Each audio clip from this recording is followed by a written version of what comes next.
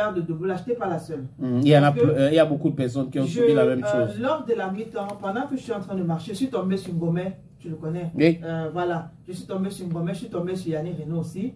Et je leur ai parlé de cette affaire de Tchika. Et finalement, je me suis rendu compte que même eux aussi sont tombés dans ce même, on dit je vois au quartier que dans le Tchouki, dans ce même Tchouki-là. Bref, pour l'ambiance, c'était ça, c'était très bien. Le stade était plein, il y avait des gens, il y a les gens qui ont fait le déplacement, notamment pour venir supporter les fans de Victoria United, les fans d'Astre de Douala aussi, oui, c'était bondé de monde, parce que quand on nous parle de stade vide, c'est vrai, peut-être souvent on filme un côté du stade où il n'y a même pas de... mais là, tu as vécu ça toi-même. J'ai vécu, voilà, c'était plein. Tu as vu que le stade était plein. Donc, ça veut dire que quand la FECAFOOT publie que le stade était plein, c'était plein. C'était plein. Ce n'est pas de la propagande.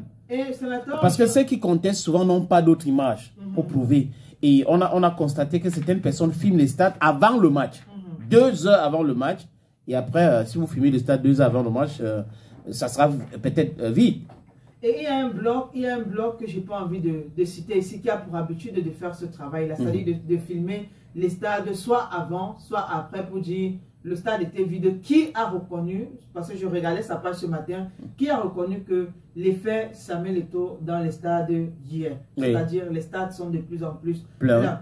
Et après, on a assisté aussi à ce... Et c'est pour cette raison que toi, tu as décidé aussi de faire le tour des stades, pour voir de toi-même, faire ton propre enquête pour voir si les stades sont vraiment pleins de chez plein ou c'est juste le racontage. Bon, aussi.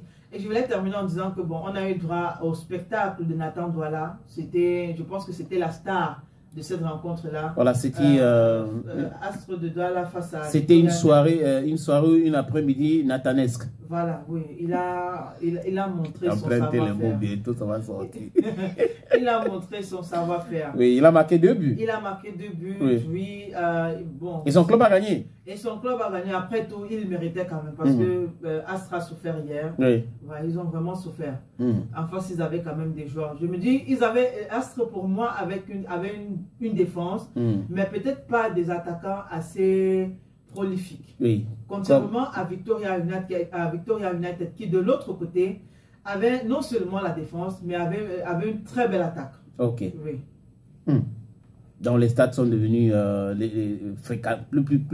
plus en plus fréquentés par des spectateurs. Exact. À Yaoundé, à Bouddha, à Melon, à Douala. La dernière fois, c'était au stade Mbappé, c'était plein. Oui. Maintenant, stade annexe de Bipanda, toujours plein. Oui. Vous les images? Je voulais dire que les images parlent d'eux-mêmes. Si vous regardez certaines plateformes, si vous regardez certaines plateformes que vous estimez être crédibles, ou du moins qui sont crédibles, vous allez constater quand on publie les images de stade, il y a le monde. Voilà, donc comme Bantu Media Sport par exemple. Ouais.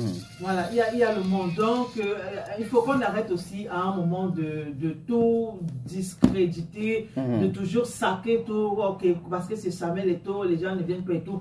Les gens sont amoureux. Les gens ne sont pas forcément amoureux de Samuel Eto'o, mais les gens sont amoureux du football. Oui. Voilà. Les gens sont fiers de savoir que je peux aussi de temps en temps me déplacer, aller au stade pour vivre ça en présentiel, par exemple.